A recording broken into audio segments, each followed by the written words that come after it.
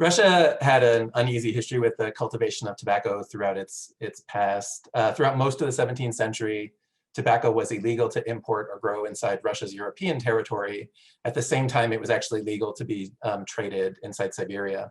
By the 17th century, Russia's new czar, Peter Alexeyevich, allowed a group of English merchants to officially import tobacco to Moscow. At the same time, Russia's southern expansion into Ukraine led to the acquisition of Poland-Lithuania's tobacco plantations. For more than 2 decades, this domestic tobacco from Ukraine was not allowed to be imported into Russia in order to protect the British monopoly.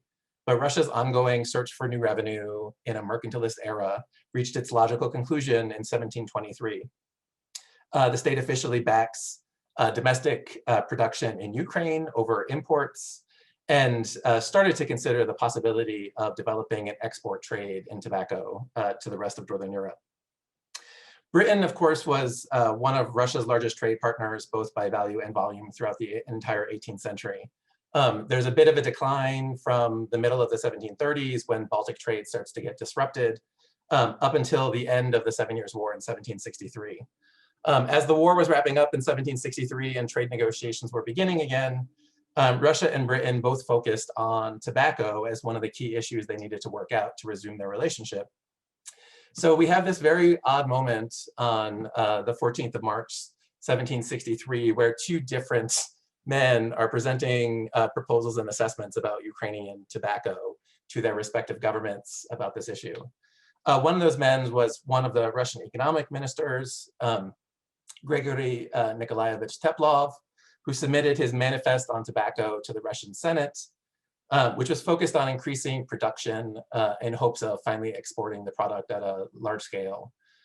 His central argument was that the domestic tobacco produced in Ukraine, which he identifies as Amersfoort, Titun, and Bakun in his document, were not popular with the international market. And if Russia hoped to export tobacco to France and the Netherlands, they needed to switch to Maryland and Virginian plants.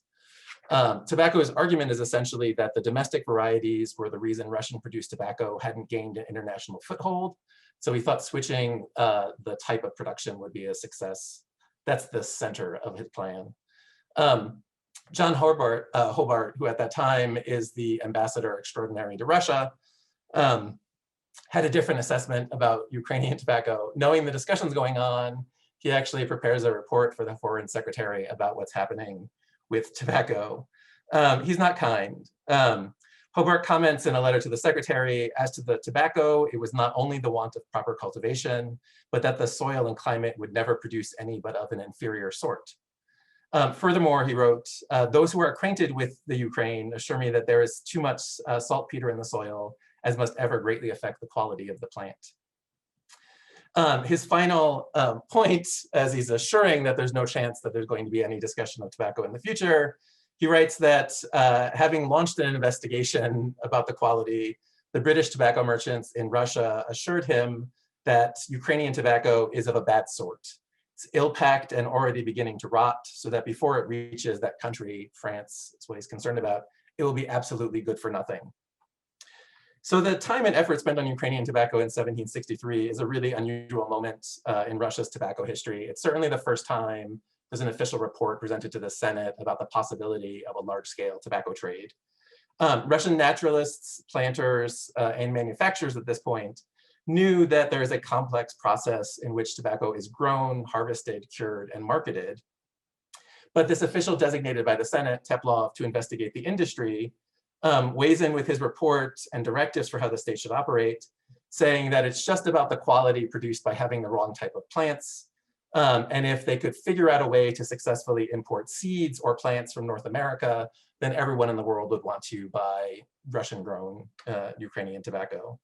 The British authorities launched their own investigation, sending off a merchant to Ukraine to visit the plantations, and only ever reached the conclusion that Ukrainian tobacco is never going to become a threat because its environmental, its soil conditions, the terroir, ultimately would prevent any success in Russia's plans. My question really became, why are these 2 uninformed actors leading this discussion about tobacco when it becomes very obvious that neither of them are specialists in the field, and both of their advice has some problems that I'll try to unpack. So what I'm hoping to do today and the rest of this talk is just discuss how we get to this point in 1763, where tobacco is a central issue, talk through the various options and why I'm frustrated by some of their conclusions about what needed to be done. And then we'll talk about the outcomes that happened after this plan's proposed as things shift. So this is my very short crash course on British-Russian-French relations in the middle of the 18th century.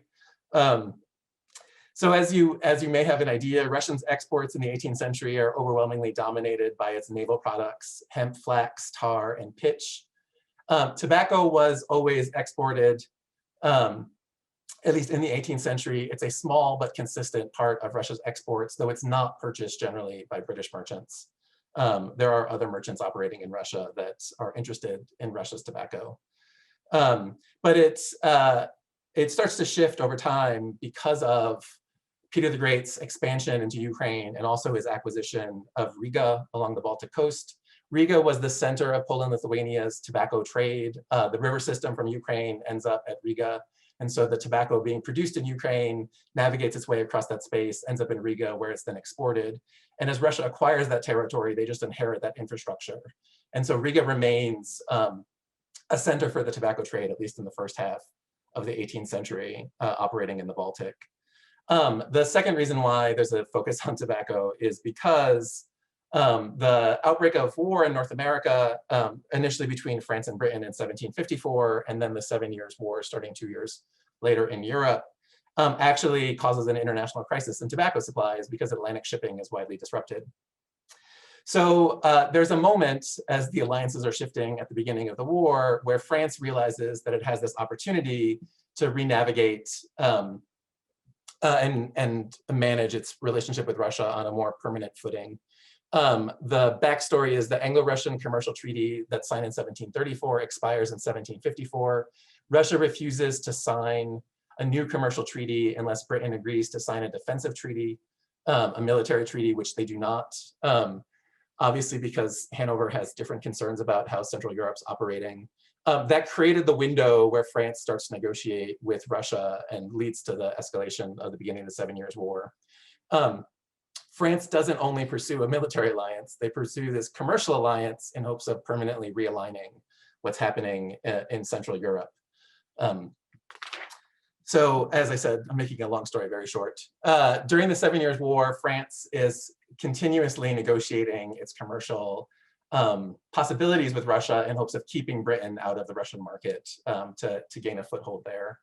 The initial plan by French diplomats is that they should target those industries that are not currently supplying Britain to not upset anyone in Russia that's invested in that part of the business. So France does not pursue any of the naval industries. They pursue a product that the British had no interest in, and that's tobacco. And so as part of the military negotiations, the commercial negotiations are tucked in 1756, in fact, in expectation of this French tobacco export contract, the Russian government formally requests the British government allow French exports of Ukrainian tobacco, despite the military blockade that's ongoing. As a carrot to the deal for the British, Russia promises, in fact, that they will not, in fact, adjust or alter any of the trade in flax, hemp, tar, and iron, which would continue to operate in British ships and should proceed. They were just asking for this one concession while they're at war, that the French can now start to export tobacco. While Britain doesn't accept the deal, unsurprisingly, it doesn't stop the negotiations as France and Russia hope to actually make the tobacco contract more permanent. And the focus is on Ukrainian tobacco and what's a possibility. The French negotiations are handled by a man who is then the French vice consul, Joseph Rambert. Rambert is actually a long-term resident of St. Petersburg. He lived there for more than 20 years before he has this post. He was a well-known figure in St. Petersburg circles. He was friendly enough with the British merchants. They actually interceded in 1756 for him in trying to convince the British to allow Rambert's products to make it out of the Baltic blockade. But he gets deeply involved in this new deal, potentially for tobacco. And Rambert's notes of his negotiation with the Russian government He writes that the export of Ukrainian tobacco is an essential step for establishing a permanent role for France to dominate Russian foreign trade.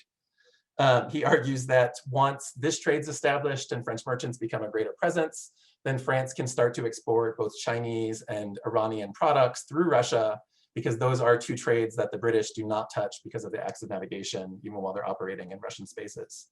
The other benefit is that it's during the war, France is no longer buying tobacco from the North American colonies or the Caribbean. And so his argument is Ukraine is a suitable substitute for buying tobacco from Virginia and Maryland, which were already popular in France. And so this is a possibility of supplying that as well and freeing France from its dependence on British trade. From the combination of France's long-held aspirations for Russia and this necessity, Rambert remains very positive. In the fall of 1756, Rambert notes that while Ukrainian tobacco had a reputation of being of poor quality, as others would say, it wasn't the product, it was the failure of the merchants who prepared the tobacco in Moscow.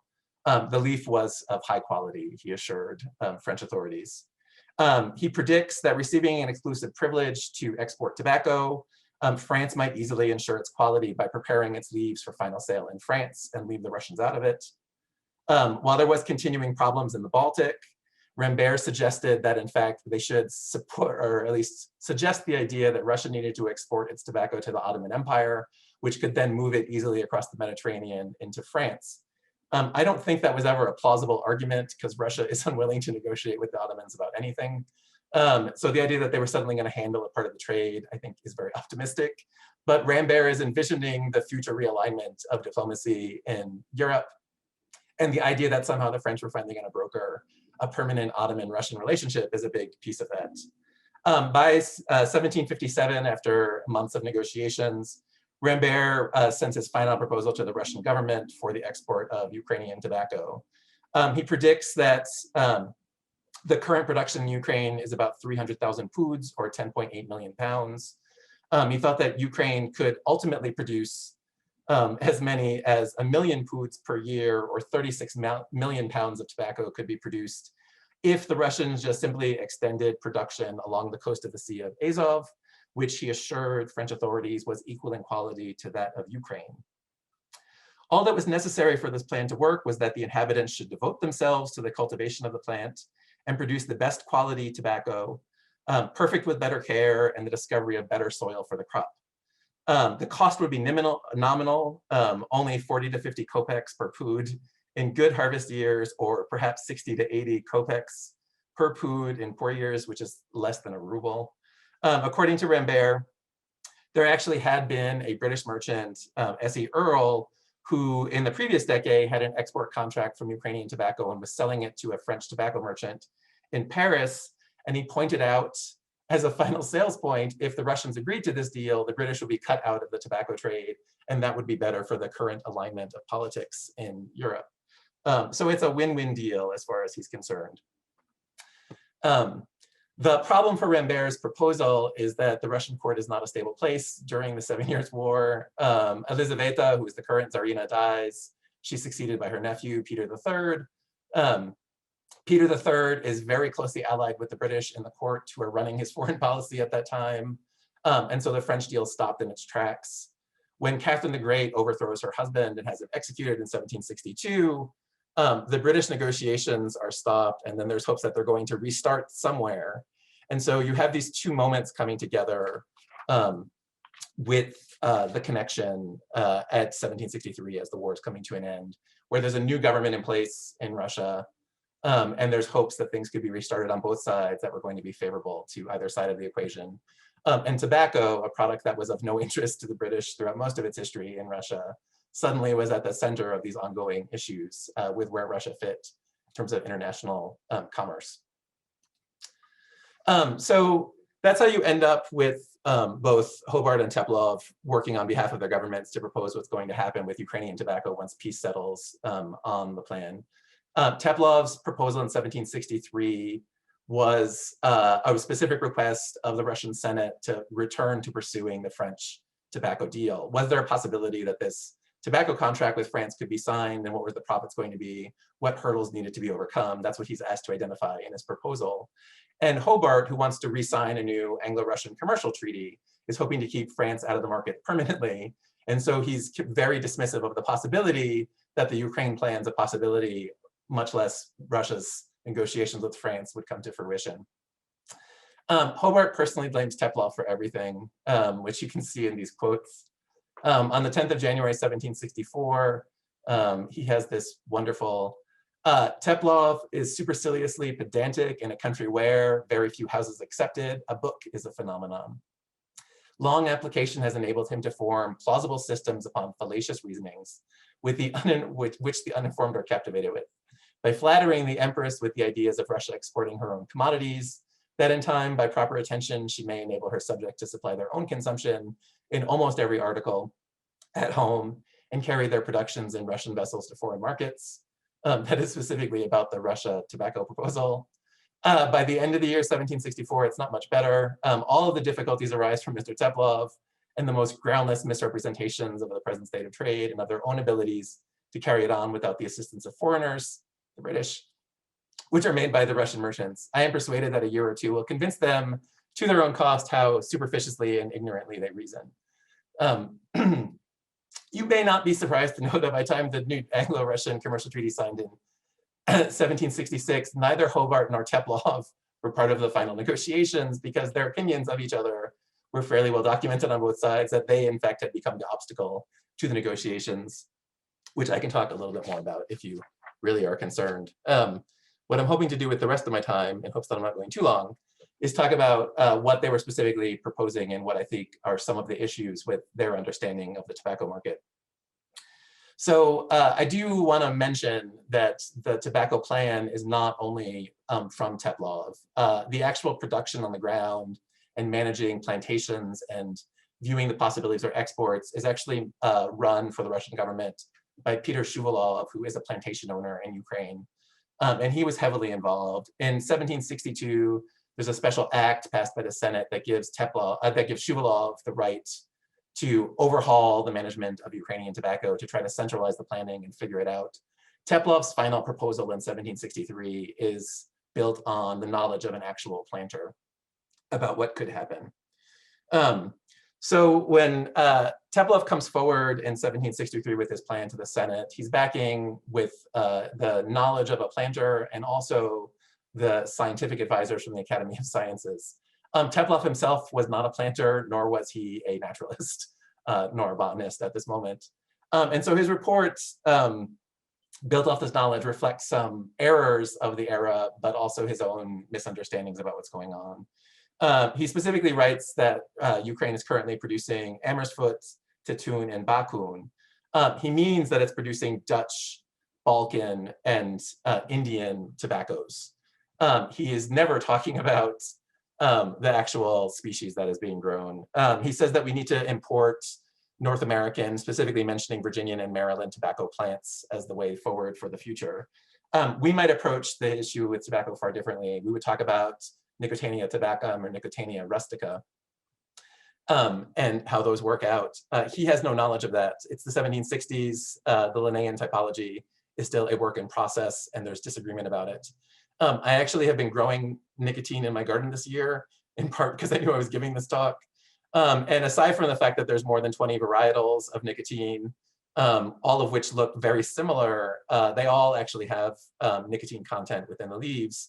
And so while the two most popular varieties that are used for smoking in the modern day become tabacum and rustica, you could have cultivated any of them successfully and had some level of nicotine inside them, which the Russians should be aware about because they are actually also growing other versions of it.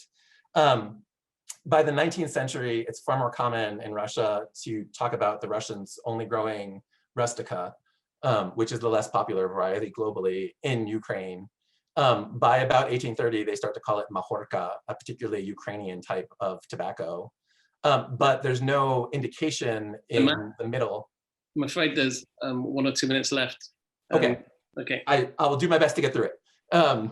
So he's not talking about the varieties, we understand them, and he's not addressing the fundamental issue because he doesn't have that knowledge. The British diplomats talk about the soil growing conditions, what we would identify as a debate about terroir. They also talk about how it's prepared for the market, properly packed. But the thing that confuses me is neither side talks about the issue of seasoning or saucing as we know it in the modern day to prepare tobacco and make it palatable. You can basically take any leaf and prepare it so it tastes acceptable to a consumer, even if the nicotine level is different. British merchants were complaining about seasoning tobacco as early as 1615, when a pamphleteer complains that Spanish and Portuguese colonies anointed and slubbered their tobacco with molasses, pepper, and wine to make it palatable. In 1705, the English tobacco merchants set up their own workhouses to finish tobacco in Moscow, which was ordered destroyed by the foreign secretary, not because of the leaf, but because of the fear they were going to train the Russians in how to sauce tobacco to make it acceptable. In 1727, when the Russians set up their first tobacco factory, that's exactly what they do. And so at least by 1727, if not sooner, the Russians could take any type of leaf and sauce them and prepare them and make them palatable. So they know that's possible. At the time, they're also importing mixtures of tobacco with things like raisins, almonds, currants, peppers, and sugar, probably which were being ground up and used as snuff, but they're familiar with the idea that you could take leaves and add flavor and make it acceptable. And at no point in either of these plans is that part of the discussion. This doesn't mean that there's not success in terms of the exports of tobacco, and this is my last slide. If you're looking at the data from what happens, you can see that the American Revolution, with its disruption of Atlantic trade, actually leads to this realignment of the global tobacco production. In 1776, Russia's exporting only about 370,000 pounds of tobacco per year. That's in the normal range for the 18th century. But in the years of the actual revolution, the numbers skyrocket because Russia's supplying the market that's now in demand. The dip that happens in tobacco exports at 1780 is one of the reasons why Catherine proposes the armed neutrality so that trade can continue, because the British are actually seizing Ukrainian tobacco exports to try to interrupt this market. In 1781, the British are very concerned about the fact that this is going to be a permanent state of affairs, and Russia's gained a serious toehold in the international tobacco market. And that's reflected in all of the apprehension from James Harris, who at that point is the envoy extraordinary. But I would argue that it's not that issue, and it's neither of these plans. There is this ongoing debate about how to fix Ukrainian tobacco, how to improve it. They have different sides, but in fact, it's the total lack of knowledge about the production process and the manufacturing system that actually means they're not really talking about the genuine solution. When Ukrainian exports finally do happen, it turns out that it's not the debates that would have been very ineffective, but it's actually geopolitics that lead to a genuine realignment of the trade. And so while Harris is concerned, and while the British were perpetually concerned about the idea that the Russians were suddenly going to start mass exports of Ukrainian tobacco, it's really not practical that that was ever a genuine threat. And I'll leave it there. Thank you.